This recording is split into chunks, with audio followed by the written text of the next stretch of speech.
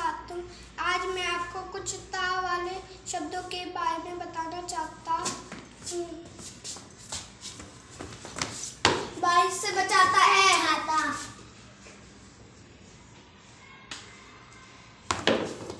दही से बनता है रायता।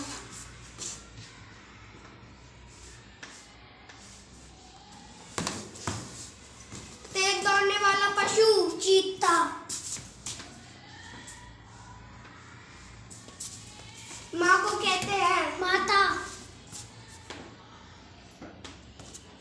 बैंक में खुलता है खाता। मोजे संग पहनते हैं जूता। लव कुश की माँ है सीता।